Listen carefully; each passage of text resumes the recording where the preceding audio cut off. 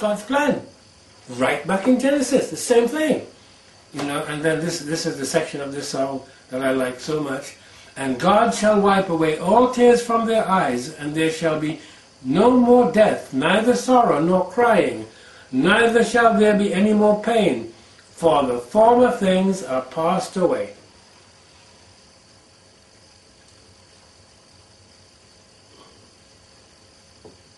Isn't that something? So what God was attempting to do in Genesis chapters 1 and 2, we see it fulfilled in the 21st and 22nd, first and second again, of Revelation. So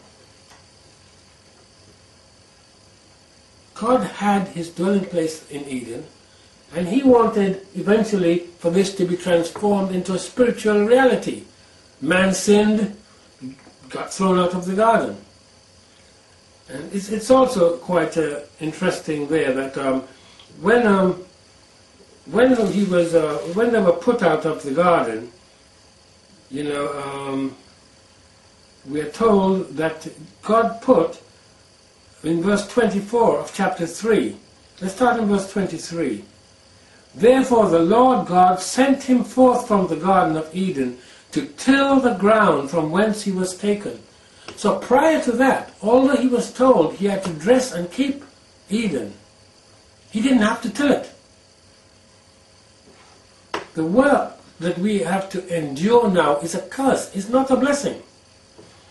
So he drove out the man, and he placed at the east of the Garden of Eden cherubims and a flaming sword, which turned every way to keep the way of the tree of life.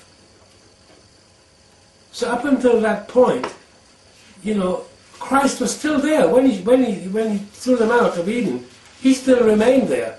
But their access to him had now been cut.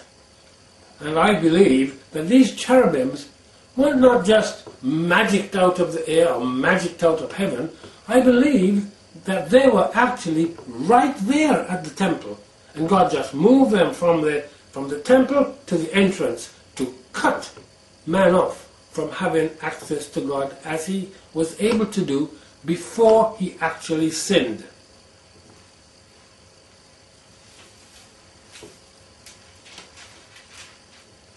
So the signs and seasons that we mentioned in Genesis 1 chapter 4, in verse 14, would have expanded now to include, it was there all the time, but as far as Adam was concerned, the coming of a Redeemer. So Adam would have been able to teach his children, and right down the line, this is how it would have gone. So they knew what was happening.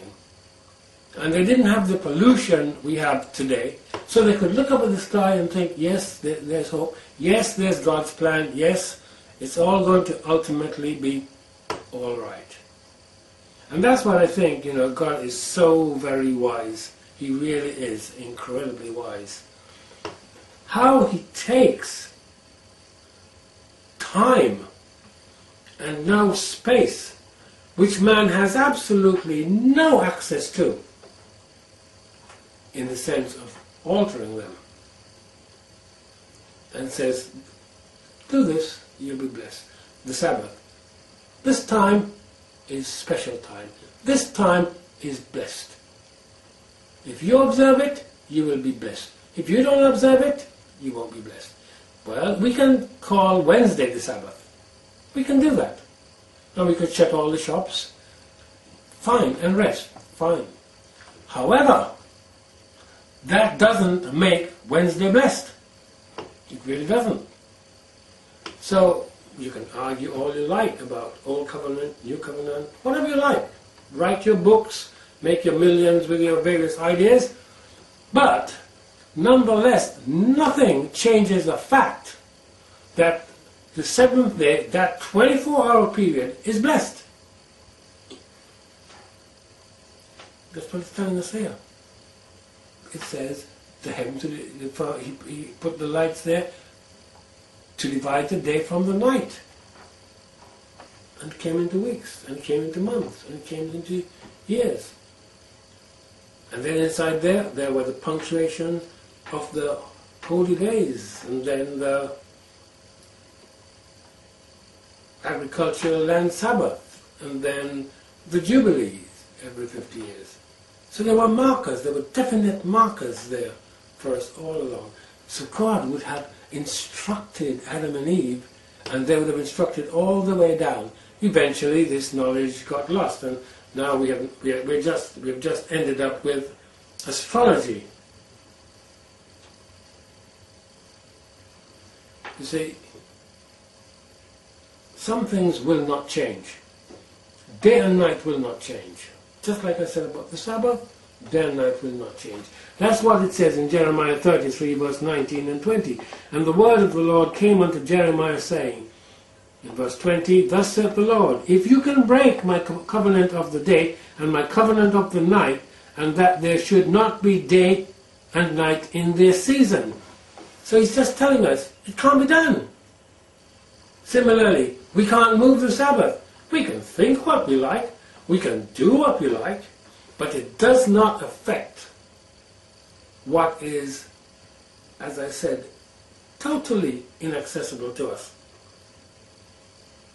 Totally inaccessible to us. You know, you can get some idea of what was written in the stars. In Genesis 37:9, Joseph is telling his brothers about the dream he had. And he dreamed yet another dream, and told it his brethren, and said, behold, I have dreamed a dream more, and behold, the sun and the moon and the 11 stars made obeisance to me. Well, there are 12 signs of the zodiac. Forget about astrology. We're not talking astrology here. And when you add Joseph to his 11 brothers, you've got the whole sign there. So at this time, this knowledge has been lost to us. You know, you can, if you want to see what some people think about this, the Companion Bible, in the appendix of the Companion Bible, section 12, they do quite a bit about this. So if you wanted to explore this for yourself more, I suggest that you go and have a look there. But the main point is to illustrate that from the time of Genesis, God made his plan crystal clear to man. And then he wrote it in the stars so that they could see it forever, as long as they handed down the information to each other, forgetting about paper and printing presses and computers.